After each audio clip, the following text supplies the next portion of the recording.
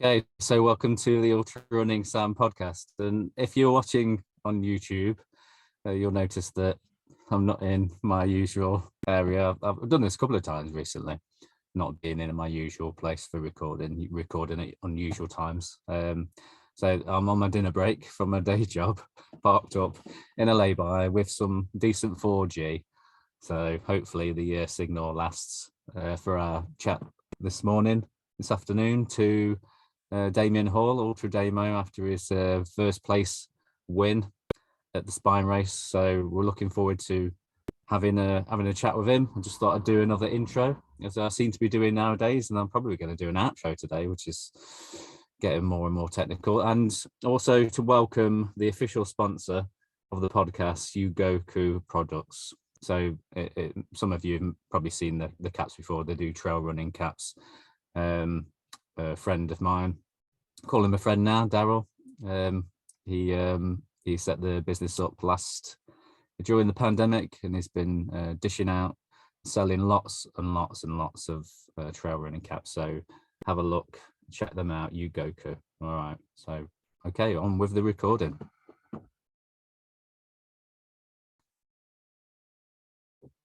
Okay, so welcome to the podcast, Damian Hall. Thank you. Thank you for coming on.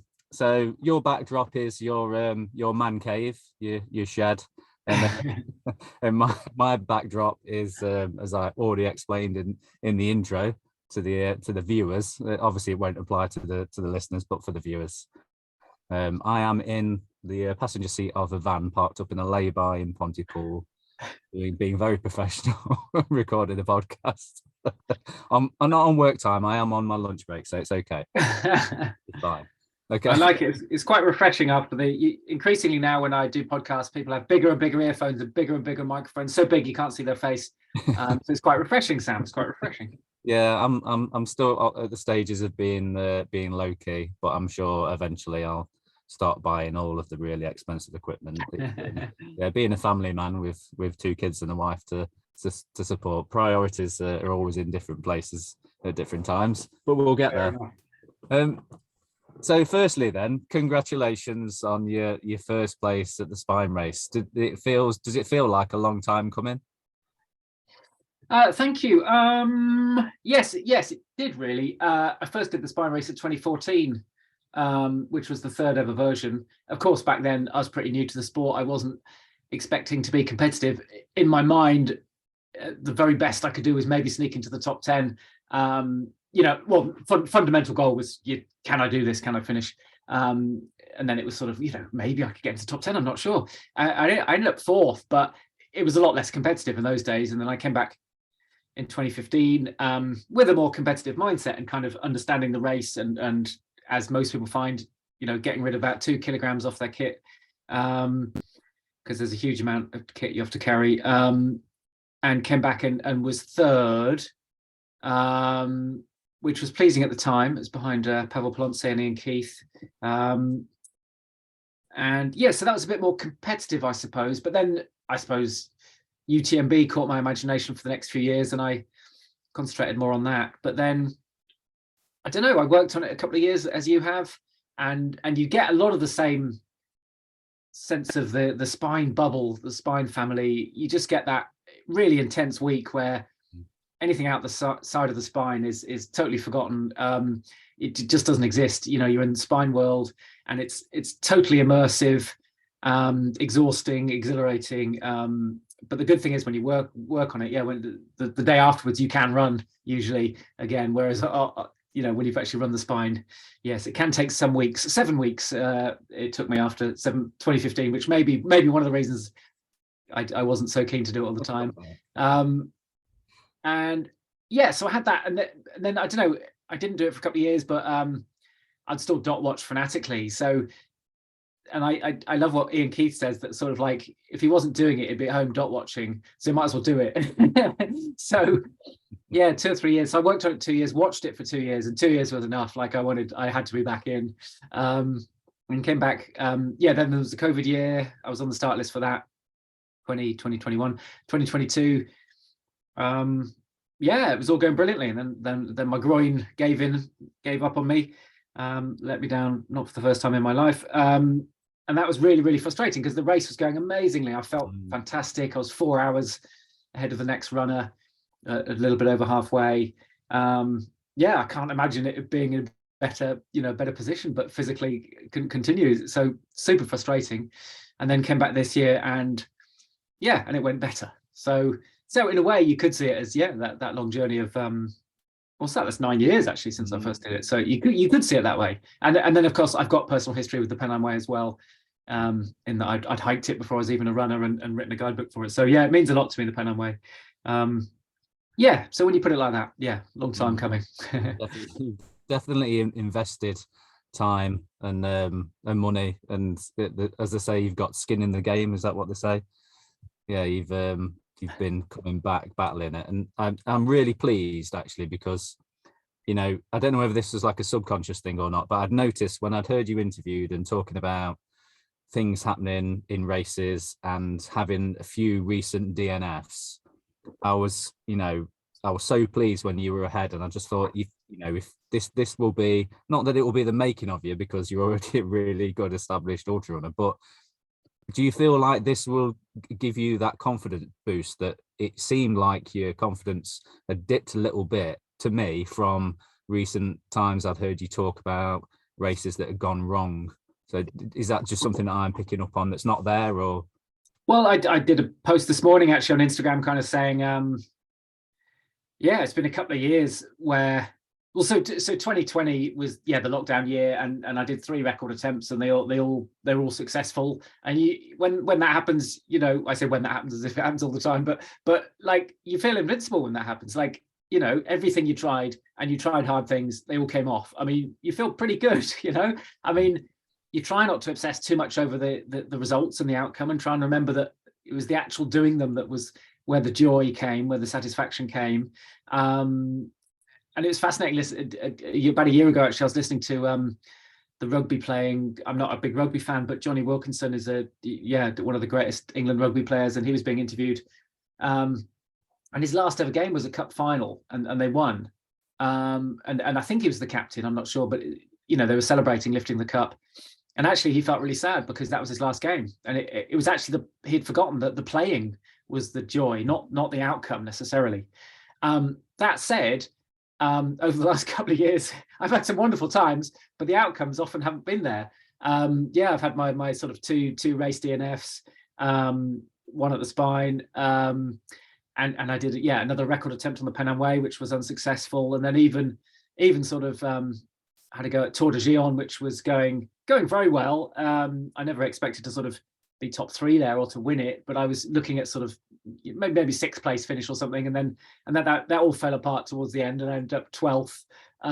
So that was a bit frustrating as well. So yeah, I've sort of had 2 years where a lot of the process, a lot of the actual running has been fantastic, and even at the spine, like I say, the previous year I'd felt brilliant. That was what was pretty exciting for me personally, and just had so much fun and joy with other runners and the staff and volunteers. But yeah, the results hadn't really been there for a couple of years, and you try not to obsess over those too much, but they're still in your mind, aren't they? They're still your race position, your race time, they're still in your mind.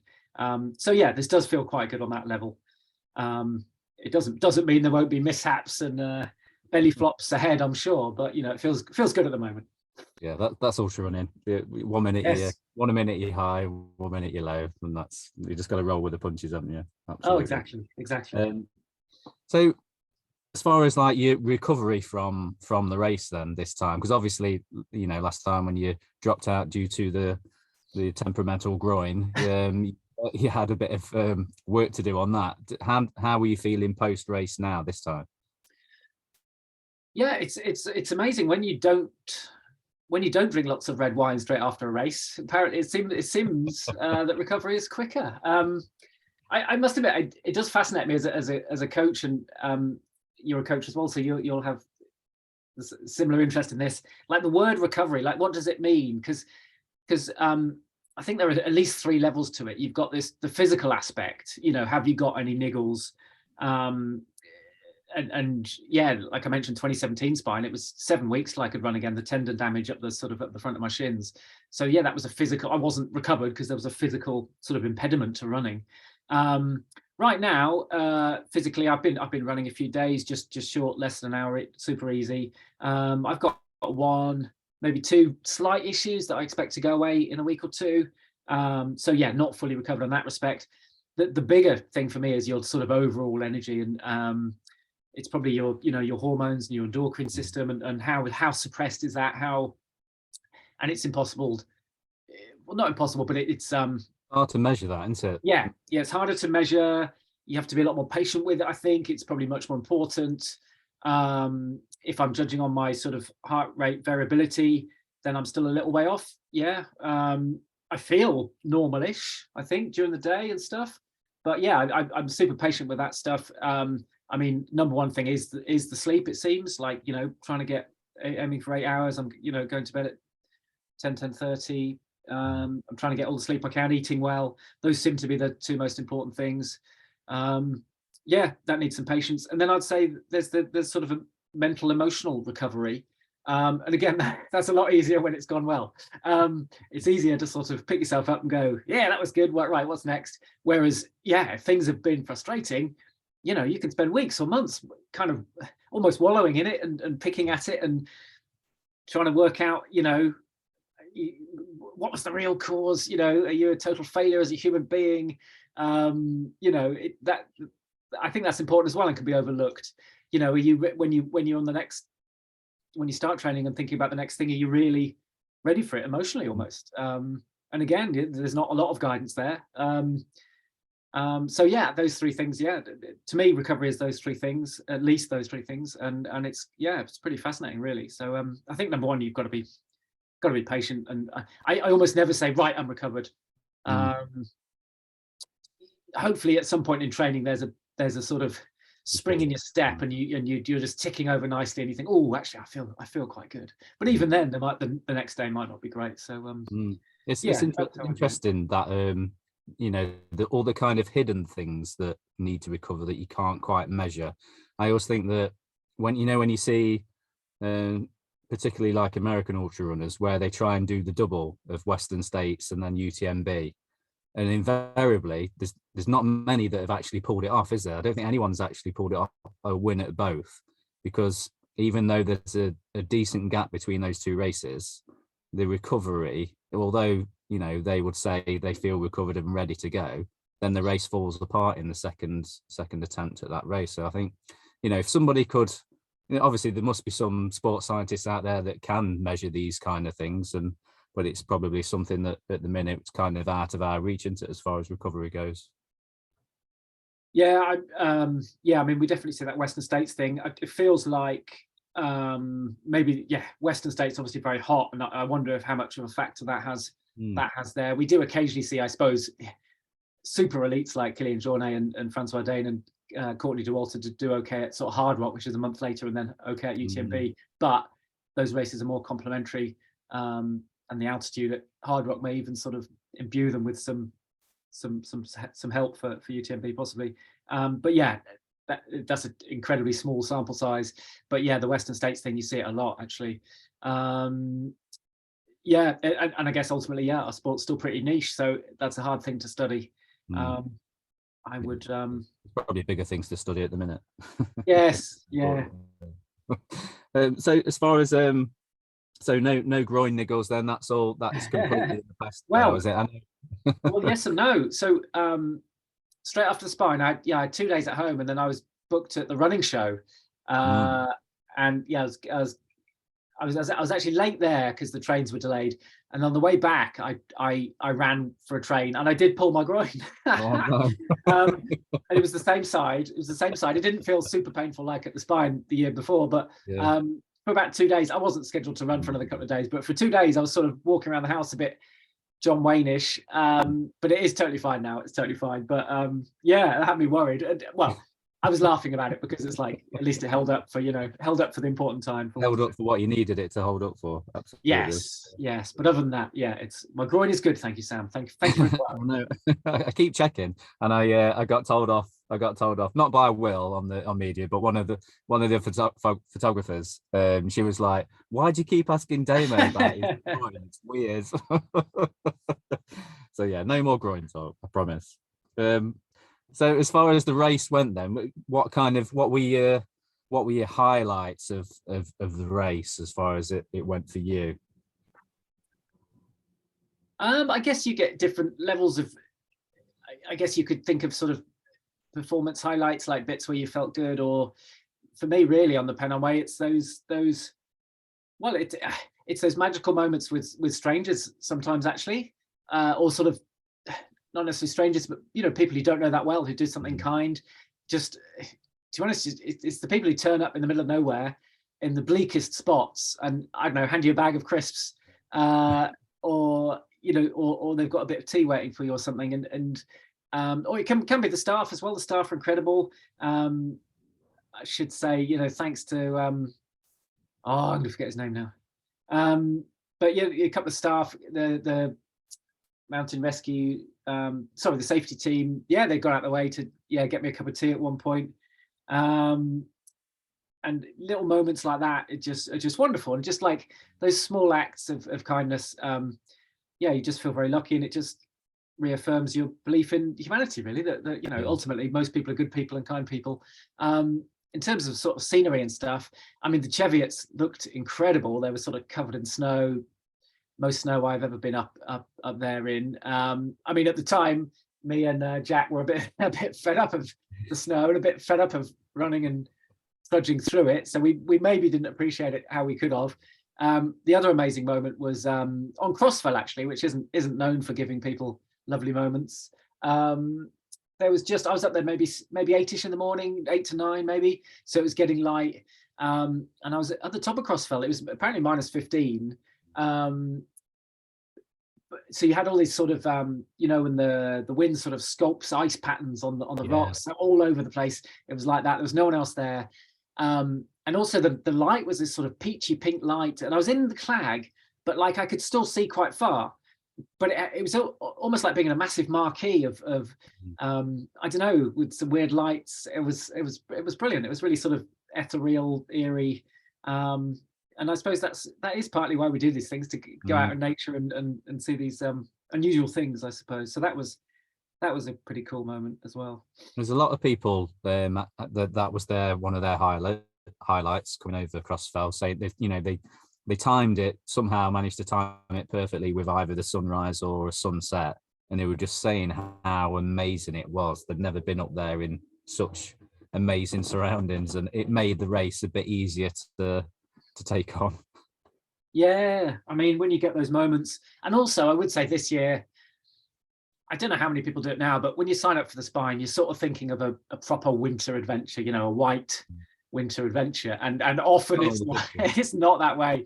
Often it's foggy and muddy and slippery and wet. Most of the time I'd say it's like that, or 75% perhaps. But this year we had sunshine and snow, and that's the best combination. To me, I love it when I didn't put my shades on at all, but I love it when you have to wear gloves and shades. Like that's the perfect day to me. So we actually had quite a few, even though the daylight was short, we had a few days like that, and that was wonderful. Yeah. I know I went and did a bit of filming up on the Cam High Road, and the guys coming up there they'd stripped down into just t-shirts and no gloves and just sunglasses on, and they were just scooting along like they were skiing. It was amazing. Seeing them, and they were saying how hot they were, and how they all of them felt good, no matter how tired they were, and telling me how little sleep they'd had and how they'd had stomach issues. But at that point, while the sun was shining, the sky was blue, and it was warm, they said everything was okay, perfect in that moment. Oh, nice. So that's good. But what about lows? What can you recall some of the actual real lows that you had?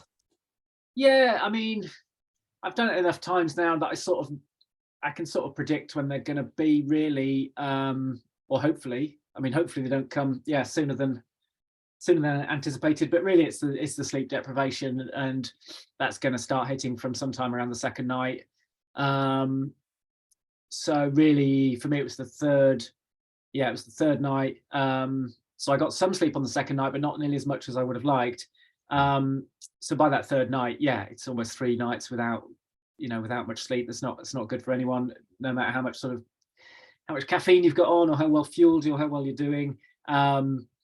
So yeah, there were two things troubling me. One was, I was trying not to think too much about people behind me, but I knew Jack was maybe, I don't know, 8 kilometers, which out there can be about 2 hours, depending on the terrain. So 2 hours felt, a fairly comfortable buffer. Like, don't want to get complacent, but 2 hours, that's good. I can just keep going. But then I was able to check at Hornistead Farm, and he was suddenly only 5 kilometers behind me. And to me, that's only an hour or hour and a bit. And that was quite an abrupt change. So that was quite like, oh, well, he's definitely going quicker than me. Is he doing amazingly? Am I doing terribly? Probably a bit of both. I mean, what had actually happened is he had accidentally cut the course. Poor chap. And he was, battling. Well, he had a bit more sleep than me by then, but who knows, if an extra 40 minutes or an hour here or there really, really matters. We don't know. But yeah, poor chap had cut a bit of the course, but I didn't know that, you see. So I just thought, oh, sugar, he's really gaining on me. I'm not doing great here. I'm throwing away what I've worked hard to get, this lead. And a little bit before that as well, there was a funny incident where I got a friend called Colin Green who was doing the Challenger North race. And by that stage, I was sort of catching people in the Challenger North and, chatting with them for a bit, or running with them for a bit, or overtaking them. And I did Colin and his friends. I was with them for a little bit, and then I pushed on. I was running, and we were on these forest tracks, and I kind of thought, I'm running all right here, considering, because it was probably 12-minute miles or something. But I was like, this is going all right. And then they hiked past me, and I was like, oh, I'm not going all that well, am I? Now, I should say in my defense, anyone who's seen Colin Green hike, he really can hike fast. But he did kind of say, dude, I've just caught you up and hiked past you, like, are you all right? He also mentioned something about me hopping at a gate, which is a bit confusing. And then, I mean, I couldn't really sleep till Bellingham anyway, but I sort of knew, right, when I get to Bellingham, which was probably 2 hours away still, I've got to have a decent kit there, almost regardless of what Jack's doing, regardless of my lead, I've got to have a decent kit because, I'm not moving well. But that, in a way, that reminder came at exactly the right point, But yeah, that was a low point, both in a sort of competitive bit and just because I was very tired and yeah. Had you planned your sleep strategy, or was it just sort of take it as it came? No, I did have a loose strategy in mind. I think with all of these things, the classic sort of, I don't love this phrase, but it really does suit ultra running. Everyone has a plan until they get punched in the mouth. So yeah, if you look at recent winners of the race, what they've done is they haven't slept till Middleton, and then they've basically slept once more after that. And that, depending on where you get to places, like I wouldn't, if someone gets to Middleton on day 4, you want to have slept before that. But yeah, most people now who are competitive at the front are getting to Middleton on sort of sometime in that second night. So it makes you just over halfway there. It makes a lot of sense to have a little bit, some sort of sleep on that second night. So I was always anticipating doing that, and then always expecting to sleep again one more time somewhere else. Yeah, but then on top of that, having an open mind about certainly sleeping on the trail. I didn't do that this time, but I'd certainly go open-minded to that. 10-15 minute power nap, but I didn't do that this time. But yeah, that's generally my approach to that one. So just thinking back to this sort of battle that you had with Jack, how did that sort of conclude then? So you were ahead, and then you decided to sleep. Was he sort of gaining on you at that point? I was trying to follow, like, when it's like when you're on the media team trying to follow 3-4 races all at the same time. It's quite difficult to figure out what's going on. Well, yeah. So I reached Bellingham at 3 or 4 in the morning. That's the third night, and sort of knew I need to have a decent sleep. And to me, a decent sleep is at least an hour and a half. And I didn't obsess over it, but I was pretty certain that during that time he would reach the same checkpoint and probably push on, or have a shorter sleep and try and leave before me. I think that's what a lot of runners, racers, people trying to get the win would do at that point. I think most of us know it can be deflating if you sort of, if the person has already left the checkpoint ahead of you.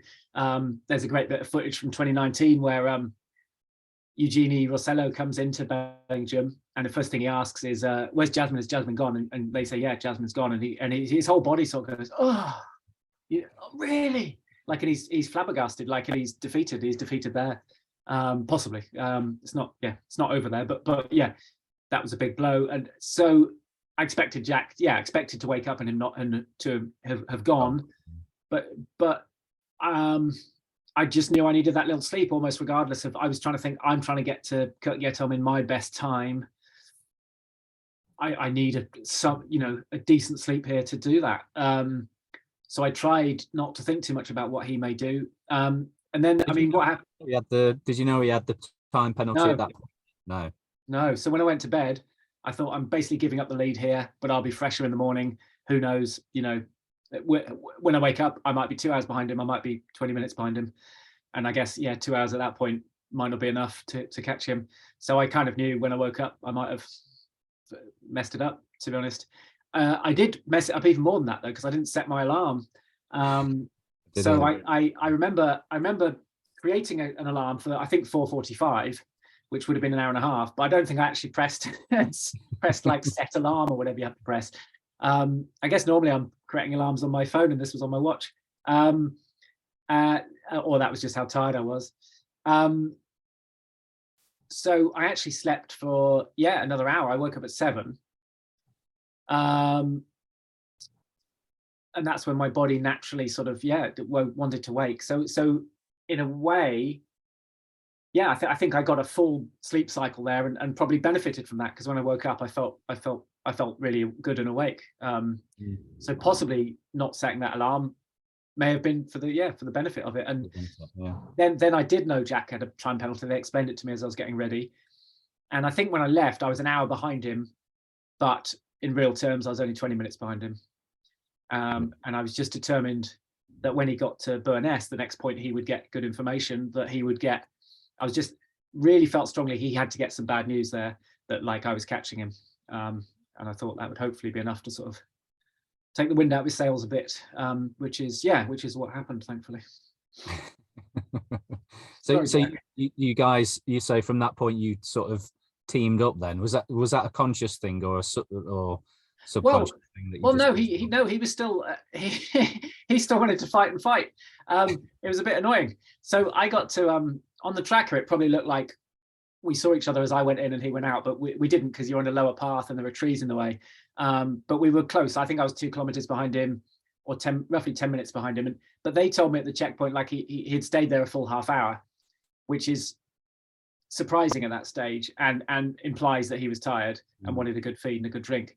I stayed there for 5 minutes, knowing that when I left, I was 10 or 15 minutes behind him, probably 15 by that stage, because I was just pumped, because I thought, well, there's a good chance I've got him now, because I was 15 minutes behind him, but there's the 40-minute buffer, so I'm basically ahead of him, really. And he would know that too.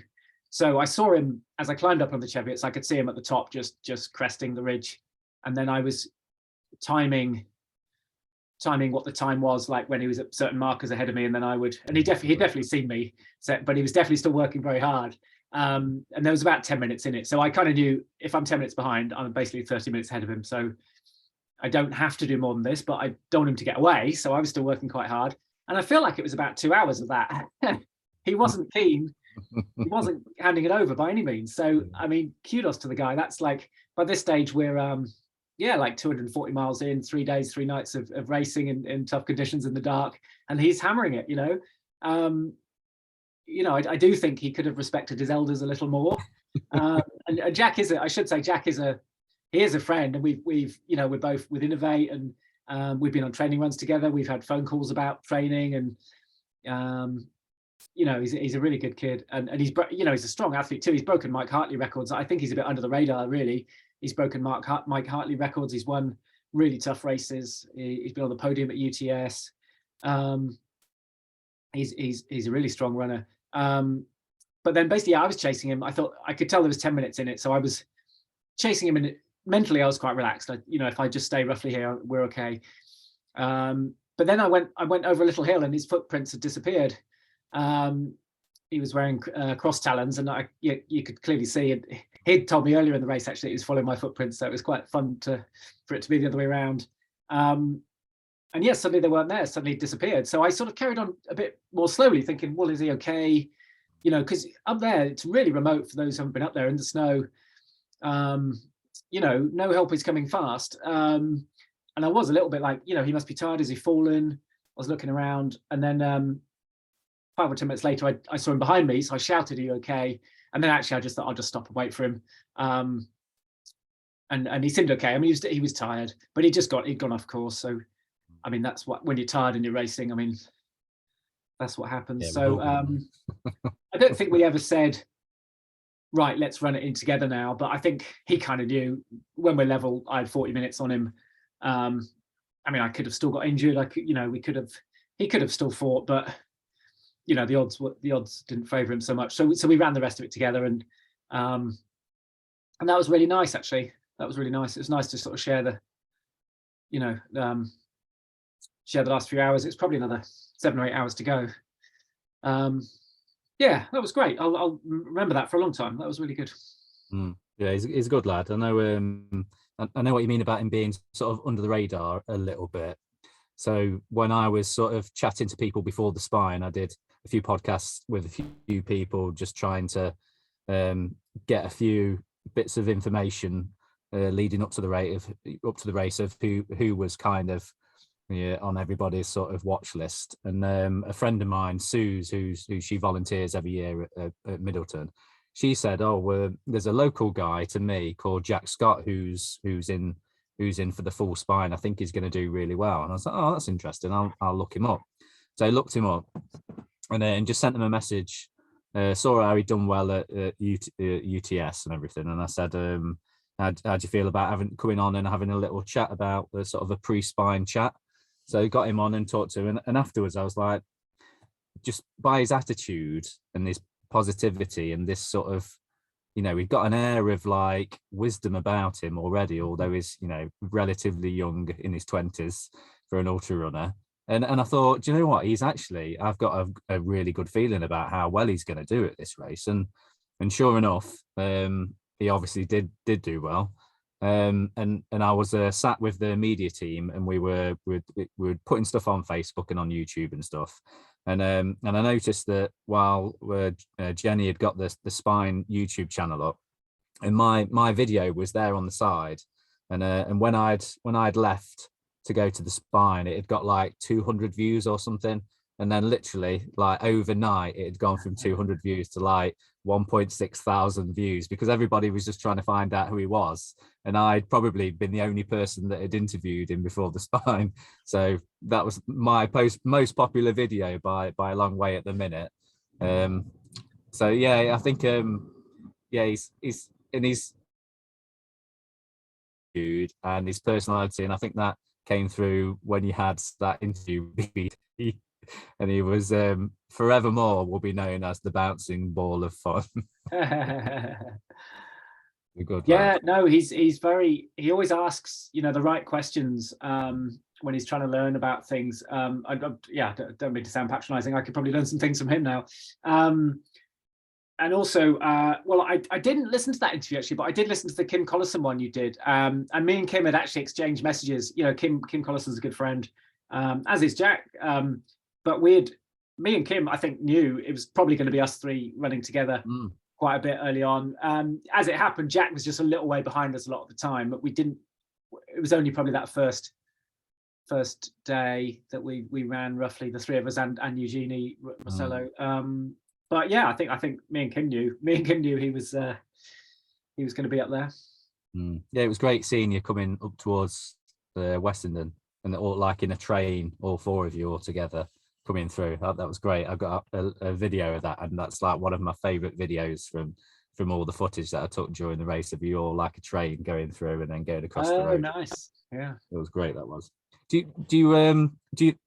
Is there any obviously you're like teammates, aren't you, you and Jack? So do you think there'll be any like rivalry going into any other races that you're in, or we just sort of feel that kindred teammate kind of feeling towards him?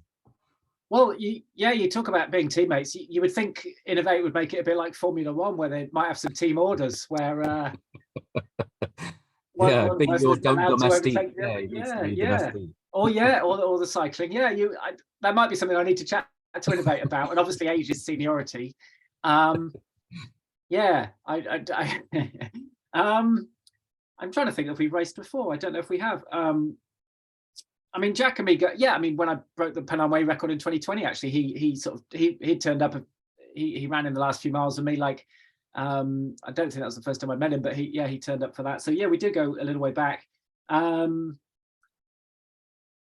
I don't know. It's funny in this sport. I mean, Kim Collison's another great long-term friend, and we're often racing each other in races, and I'm fascinated by that sort of friend or foe dynamic. I mean, it's sort of horrible, when Kim turns around to you and says, he didn't say it like this time, but on previous times, he sort of said, yeah, I'm done, sort of thing, and you're sort of, there is a part of your brain, and I'm sure he would understand this, and everyone would understand this. I think there's a part of your brain is pleased because you're trying to beat them, but there's, I would say, well, I don't know what percentage, but there's at least an equal part of your brain going, oh shit, that's sad for my friend. Like, I didn't want Kim to drop. I wanted to chill with him for longer.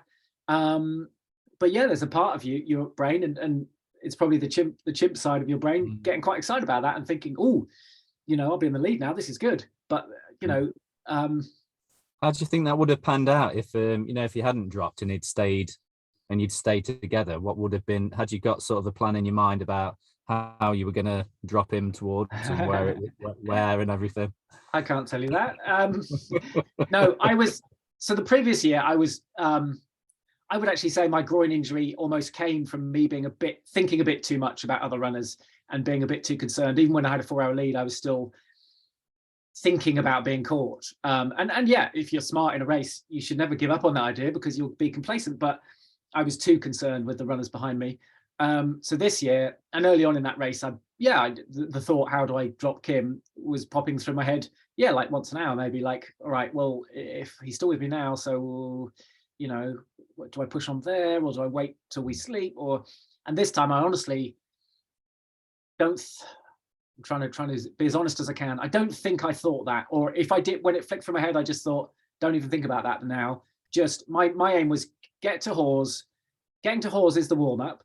So get to Hawes feeling good, leave there with no issues, feeling good. And then Middleton is halfway. So that's the next thing to aim for. Get to Middleton, get a sleep and a reset. And I wasn't thinking about Kim or any other runner any more than that. I was just trying to think about myself and getting to Kurt Yetome, in my best time, and what would help that. Because I love racing other people, and I've definitely been, but I get too much in that mindset in the past. So yeah, I've no idea what would have happened, really. I didn't really have a plan for dropping him. I honestly wanted to get him further up the, because he's had 2 DNFs in 2 spines now. I honestly wanted to get him further up the course. I was telling him about the Alston lasagna and things like that.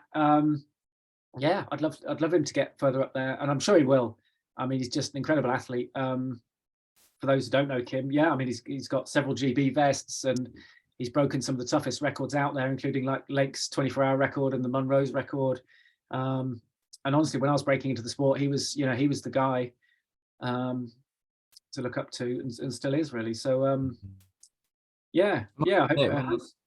When I saw you at Hawes, when you both came into Hawes, out of the two of you, I did think that he looked sort of less fresh than you did. You were sort of laughing and joking and stuff, and laughing at my groin jokes and stuff, and he just seemed a little bit.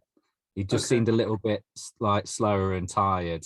At that, was it? How I don't even know how long after that point he lasted with you. Yeah, I mean, the way we went up. So for those that don't know the route, after that is Great Shanna Fell, which is the second biggest climb on the whole route, and it's a monster Great Shanna, and it was covered in snow. It was gorgeous, actually. We were lucky to be joined by a photographer up there, Steve Ashworth, who took some amazing pictures, actually, which was nice as well to have a distraction. He stayed with us for quite a long time. But yeah, me and Kim climbed that, and then ran off the back of it. And we were both going pretty fast, to be honest. And I remember thinking, this is quite, this is just, I couldn't go any faster than this now, or it wouldn't be sensible to go any faster than this. I remember thinking, oh, he's working quite hard here.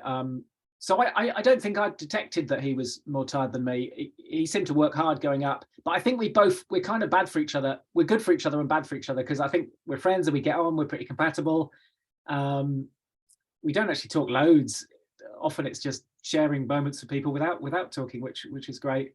But we're being so compatible. I think we do sort of egg each other on without meaning to. Knowing that we're very equal, it's kind of like, well, if he's moving that fast, I should move that fast too, a little bit. So yeah, we did Great Shona Fell. I remember feeling a little bit, certainly my hips, I felt the descent. It's on sort of flagstones, and there was snow and ice. So much ice coming down. So it's really hard on the body. It's a long descent, maybe the longest, one of the long, no, not the longest, but and down in Thwaite, I remember feeling tired there. And then we sort of went around the corner. You climb up a bit, and I just recovered a bit, and I started feeling good again. And I wasn't pushing, but I was just going at the pace that felt good to me. And he sort of said, "Look, you go on a bit. This pace is a bit much for me." And of course, again, that dilemma in your head. Part of me is going, "Well, I'll slow down and run with my mate," but part of me is going, "No, you're here to do your best, I suppose, for your family, your sponsors, and so on." So I must have been the previous year when he first sort of said, "Hey, I'm gonna chill for a bit. You go on." I'd said, "No, it's all right. I'll chill." This year I was a bit like, "Well, I'll push on," but I still hoped and expected to see him a bit later. At the very least, I'd get to Middleton, have a sleep, and wake up, and he'd be there, But yeah, you'd have to ask him exactly, sort of what went through his head and what happened. But yeah, didn't see him again. And then maybe it wasn't till Middleton that I knew he was out, or maybe a bit before that. Maybe someone told me, I forget. But yeah, I did feel generally sad when that happened because 2 years in a row, and he's capable of winning the race, certainly. Yeah, it's a shame, isn't it, that he dropped again. It'd have been nice to have seen a through laying it out. That would have been, yes, as exciting, if not more. So what are the plans then going forward now? Are you thinking of coming back next year, or are you happy with your achievement and going to go on to focus on UTMB or other projects? Well, yeah, I mean, straight after the spine, this year I felt so good about it, as you might expect, that I couldn't imagine not doing it again. And I tried to give myself, as much time. When are we speaking now? It's 30th. What is it? It's not even 2 weeks since the spine, is it? I tried to give myself a good amount of time to sort of, you don't want to make too much of a knee-jerk emotional decision. But ultimately, I'm definitely coming back. Definitely back next year. I just enjoyed it too much. And I honestly feel super relaxed about it. Of course, I'm coming back to be competitive, but I've won it now. So honestly, that's a bit of it's not a monkey off my back, but I'm really relaxed about it. I can go and have some fun. I'll always be, I'll always have that on my CV. I've won the spine race. I'm not obsessed with winning it again necessarily. Just go and have some fun, and I just love it. Have you heard the rumours that the T Dodger might be coming back next year? yeah. I've chatted to him, and one or two other exciting names as well. So that's part of the reason as well. Part of the reason. I mean, I don't think anyone's truly confirmed yet, but I don't want to miss out on some fun with my friends and foes in the snow, basically. I don't mind who's there. It'd be great fun. I've never actually raced John directly, only on sort of time trials, as we might call them. So that would potentially be a lot of fun. Yeah, it should be. I know while I was in charge of the Instagram stories, one of my duties, I noticed that Courtney DeWalter started following the spine, and there was a conversation about Oh damn, she would kick my butt. Courtney DeWalter coming over, and an American invasion happening next year. That is, I mean, we've had John win it, and admittedly in the early years, actually, I mean, Pavel Polonce and Ian Keith were the winners, and Eugenie Rossello. In fact, am I the second? No, I guess I'm the third English winner, British winner of the men's race. But yeah, it is actually quite common for international athletes to win it. But I would say the spine, hasn't yet sort of, despite John's win.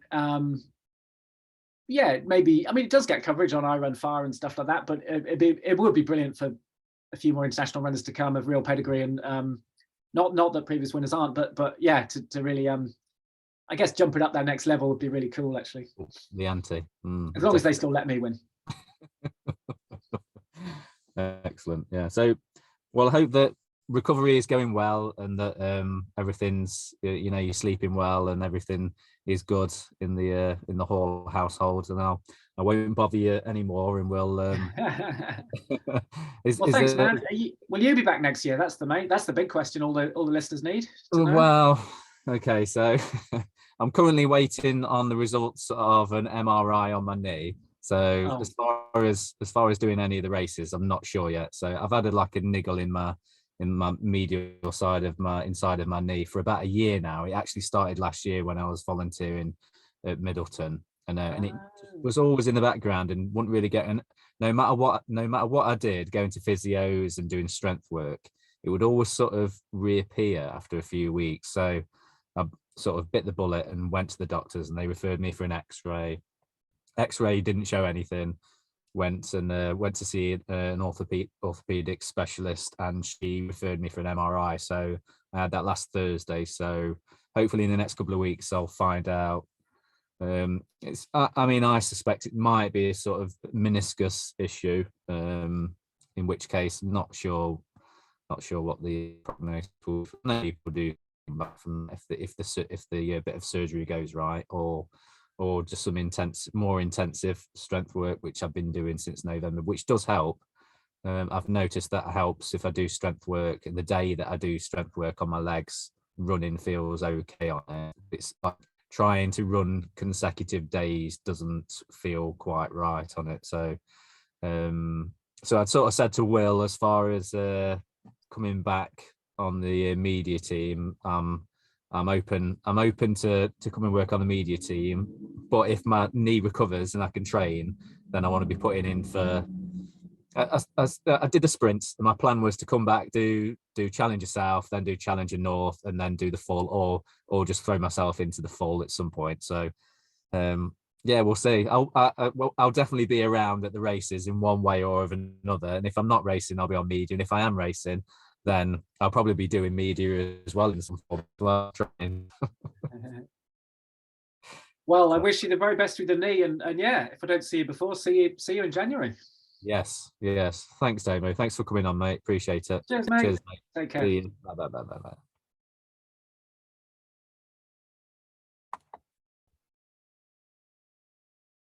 So there you go. That was our chat with Damian Hall himself. So it was good to sort of catch up with him, find out tidbits of information about how his race went, and looking forward to interviewing a few more people connected with the spine. So tomorrow I'll be interviewing Jack Scott. We'll be talking about that rivalry that is there or isn't there. We'll let him decide tomorrow. It's always all very positive from Damo, which is good. We appreciate that. But I'd like to try and see if Jack feels differently about the connection that they had on the race. So all good. Well, thanks for listening, and I'll see you in the next episode.